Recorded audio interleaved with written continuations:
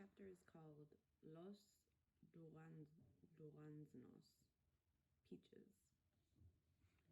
Now, along with her prayers for Abuelita and Mama, Esperanza prayed for Marta and her mother at the washtop grotto. Papa's roses, although still short and squat, had promising tight buds, but they weren't the only flowers there. She often found that someone had put a posy of sweet alyssum in front of the statue, or a single iris, or had draped a honeysuckle vine over the top of the tub. Lately, she had seen Isabel there every evening after dinner, kneeling on the hard ground. "Isabel, are you saying a novena?" asked Esperanza when she found her at the statue yet again one night. "It seems you have been praying for at least 9 days." Isabel got up from her dedication and looked up at Esperanza. "I may be the Queen of the May. In 2 weeks on May Day, there is a festival at my school and a dance around a pole with colored ribbons. The teacher will choose the best girl student in the 3rd grade to be queen. And right now, I am the only one who has straight A's." "Then it might be you," said Esperanza. "My friends told me that it is usually one of the English speakers that is chosen, the ones who wear nicer dresses. So I'm going to pray every day." Esperanza thought about all the beautiful dresses she had outgrown in Mexico, how she wished she could have passed them on to Isabel. Esperanza began to worry that she would be disappointed. "Well, even if you are not the queen, you will still be a beautiful dancer, right?" "Oh, but Esperanza, I want so much to be the queen. I want to be la reina like you." She laughed. "But regardless, you will always be our queen." Esperanza left her there, devoutly praying, and went into the cabin. "Has a Mexican girl ever been chosen Queen of the May?" she asked Josefina. Josefina's face took on a disappointed look, and she silently shook her head no. "I have asked. They always find a way to choose a blonde, blue-eyed queen." "But that's not right," said Esperanza, "especially if it is based on grades." "There is always a reason. That is the way it is," said Josefina. "Melina told me that last year, the Japanese girl had the best marks in the 3rd grade, and still they did not choose her." "Then what is the point of basing it on marks?" asked Esperanza, knowing there was no answer to her question. Her heart already ached for Isabel. A week later, Esperanza put yet another bundle of asparagus on the table after work. The tall and feathery asparagus plants seemed to be as unrelenting as Isabel's desire to be queen.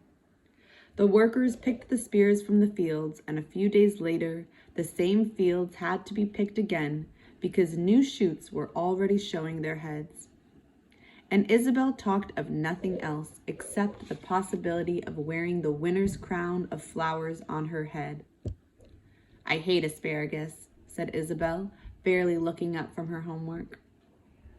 "During grapes, you hate grapes. During potatoes, you hate potatoes. And during asparagus, you hate asparagus. I suppose that during peaches, you will hate peaches." Isabel laughed. "No, I love peaches." Hortensia stirred a pot of beans, and Esperanza took off the stained apron she wore in the sheds and put on another. She began measuring the flour to make tortillas. In a few minutes, she was patting the fresh dough that left her hands looking as if she wore white gloves. "My teacher will choose the Queen of the May this week," said Isabel. Her entire body wiggled with excitement. "Yes, you have told us," said Esperanza, teasing her. "Do you have anything new to tell us?" "They are making a new camp for people from Oklahoma," said Isabel. Esperanza looked at Hortensia. "Is that true?" Hortensia nodded. "They announced it at the camp meeting. The owner of the farm bought some army barracks from an old military camp and is moving them onto the property not too far from here. They get inside toilets and hot water and a swimming pool," said Isabel. "Our teacher told us all about it, and we will be able to swim in it." 1 day a week, said Hortensia, looking at Esperanza.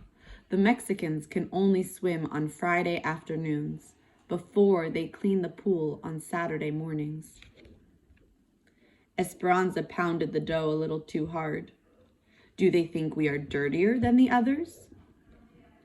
Hortensia did not answer, but turned to the stove to cook a tortilla on the flat black comal over the flame. She looked at Esperanza and held her finger to her mouth, signaling her not to discuss too much in front of Isabel. Miguel walked in, kissed his mother, then picked up a plate and a fresh tortilla and went to the pot of beans. His clothes were covered in mud that had dried gray. How did you get so dirty? Asked Hortensia. Miguel sat down at the table. A group of men showed up from Oklahoma. They said they would work for half the money, and the railroad hired all of them. He looked into his plate and shook his head. Some of them have never even worked on a motor before. My boss said that he didn't need me. They were going to train the new men. He said I could dig ditches or lay tracks if I wanted. Esperanza stared at him, her floured hands in midair. What did you do? Can you not tell from my clothes? I dug ditches. His voice was sharp, but he continued eating as if nothing were wrong. Miguel, how could you agree to such a thing? Said Esperanza. Miguel raised his voice. What would you have me do instead? I could have walked out, but I would have no pay for today. Those men from Oklahoma have families too. We must all work at something or we will all starve. A temper Esperanza did not recognize raged to the surface. Then, like the irrigation pipes in the fields when the water is first turned on, her anger burst forth. Why didn't your bosses tell the others to dig the ditches? She looked at the dough she was holding in her hand and threw it at the wall. It stuck for an instant and then slowly slid down the wall, leaving a darkened trail. Isabel's serious eyes darted from Miguel to Esperanza to Hortensia. Are we going to starve? No, they all answered at the same time. Esperanza's eyes were on fire. She stamped out of the cabin, slamming the door, and walked past the mulberry and the chinaberry trees to the vineyard. She hurried down a row, then cut over to another. Esperanza! She heard Miguel's voice in the distance, but she didn't answer. When she got to the end of one row, she moved up to another. Anza! She could hear him running down the rows, catching up with her. She kept her eyes on the tamarisk trees in the far distance and walked faster. Miguel eventually caught her arm and pulled her around. What is the matter with you? Is this the better life that you left Mexico for? Is it? Nothing is right here. Isabel will certainly not be queen, no matter how badly she wants it because she is Mexican. You cannot work on engines because you are Mexican. We have gone to work through angry crowds of our own people who threw rocks at us, and I'm afraid they might have been right. They send people back to Mexico even if they don't belong there, just for speaking up. We live in a horse stall. And none of this bothers you? Have you heard that they are building a new camp for Okies with a swimming pool? The Mexicans can only swim in it on the afternoon before they clean it. Have you heard they will be given inside toilets and hot water? Why is that, Miguel? Is it because they are the fairest in the land? Tell me, is this life really better than being a servant in Mexico? Miguel looked out over the grapes, where the sun set low on the horizon, casting long shadows in the vineyard. He turned back to her. In Mexico, I was a second-class citizen. I stood on the other side of the river, remember? And I would have stayed that way my entire life. At least here, I have a chance, however small, to become more than what I was. You, obviously, can never understand this, because you have never lived without hope. She clenched her fists and closed her eyes tight in frustration. Miguel, do you not understand? You are still a second-class citizen because you act like one, letting them take advantage of you like that. Why don't you go to your boss and confront him? Why don't you speak up for yourself and your talents? You are beginning to sound like the strikers, Esperanza, said Miguel coldly. There is more than one way to get what you want in this country. Maybe I must be more determined than others to succeed, but I know that it will happen. Aguantante tantito y la fruta caerá en tu mano. The words stopped her as if someone had slapped her face. Papa's words. Wait a little while and the fruit will fall into your hand. But she was tired of waiting. She was tired of Mama being sick and Abuelita being far away and Papa being dead. As she thought about Papa, tears sprang from her eyes and she suddenly felt weary, as if she had been clinging to a rope but didn't have the strength to hold on any longer. She sobbed with her eyes closed and imagined she was falling, with the wind whooshing past her and nothing but darkness below. Anza.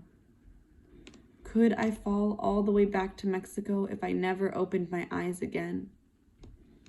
She felt Miguel's hand on her arm and opened her eyes. Anza, everything will work out, he said. Esperanza backed away from him and shook her head. How do you know these things, Miguel? Do you have some prophecy that I do not? I have lost everything, every single thing and all the things that I was meant to be. See these perfect rows, Miguel? They are like what my life would have been. These rows know where they are going, straight ahead. Now my life is like the zigzag in the blanket on Mama's bed.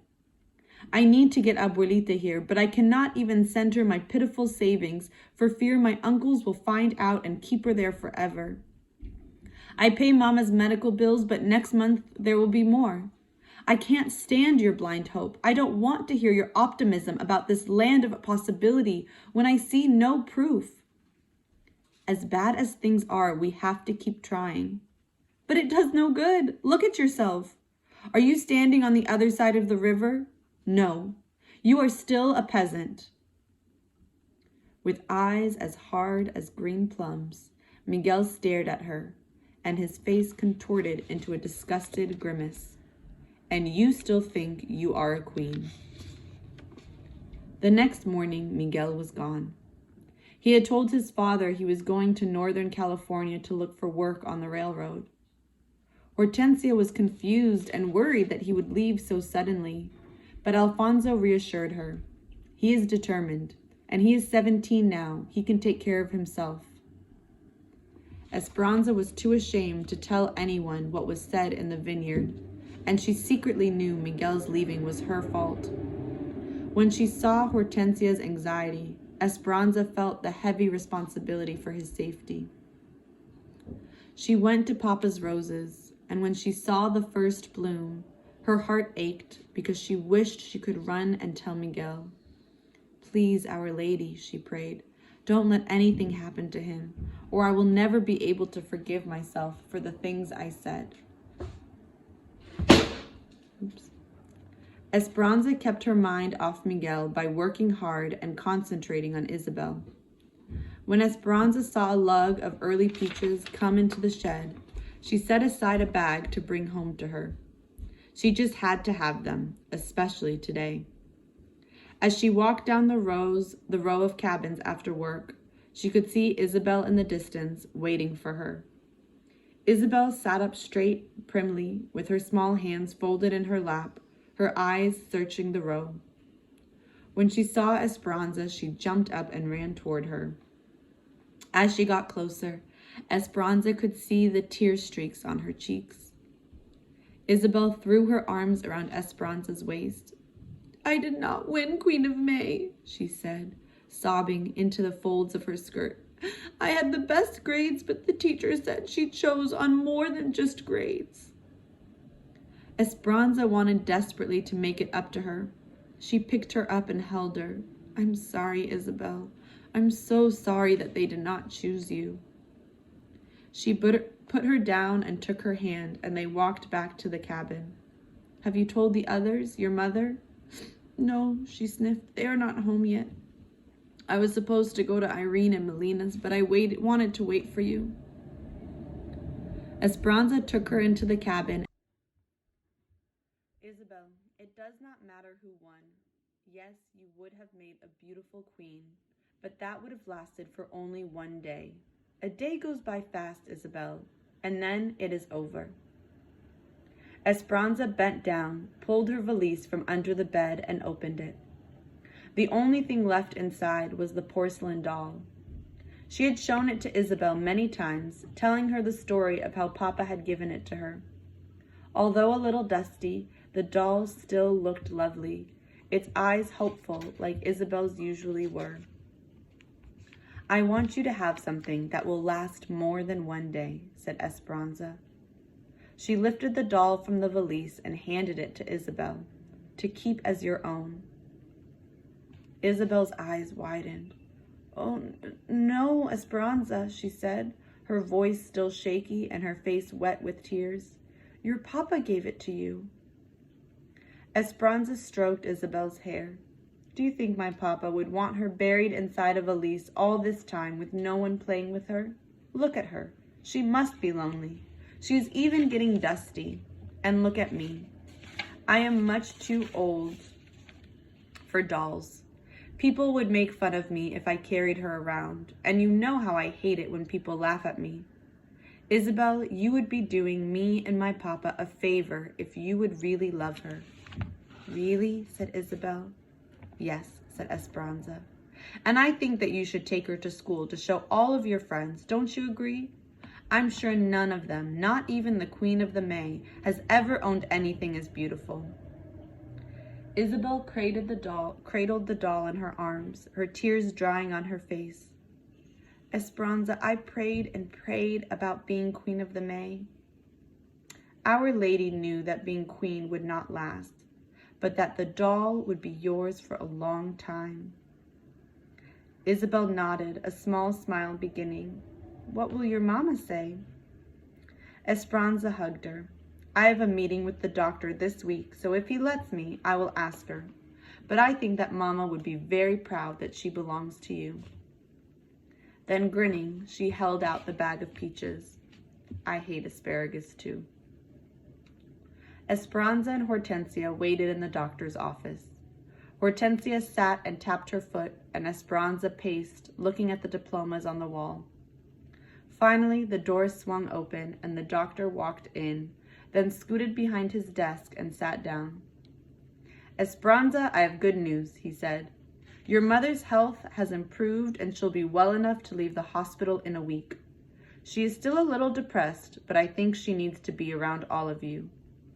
Please remember, though, that once she goes home, she will have to rest to build up her strength. There is still a chance of a relapse. Esperanza started laughing and crying at the same time. Mama was coming home. For the first time in the 5 months since Mama had entered the hospital, Esperanza's heart felt lighter. The doctor smiled.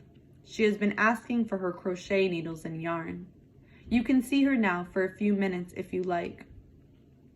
Esperanza ran down the hospital halls with Hortensia behind her to Mama's bedside, where they found her sitting up in bed.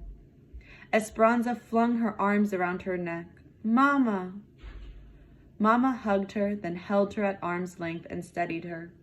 Oh, Esperanza, how you've grown. You look so mature. Mama still looked thin, but not so weak. Esperanza felt her forehead, and there was no fever. Mama laughed at her. It wasn't a strong laugh, but Esperanza loved the sound. Hortensia pronounced that her color was good and promised to purchase more yarn so that it would be waiting when she came home. You would not believe your daughter, Ramona. She always gets called to work in the sheds. She cooks now and takes care of the babies as well as their own mother. Mama reached up, pulled Esperanza to her chest, and hugged her.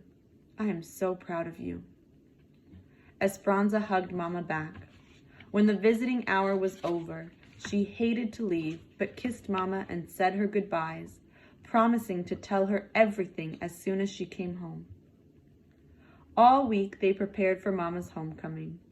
Hortensia and Josefina scrubbed the little cabin until it was almost antiseptic. Esperanza washed all the blankets and propped the pillows in the bed.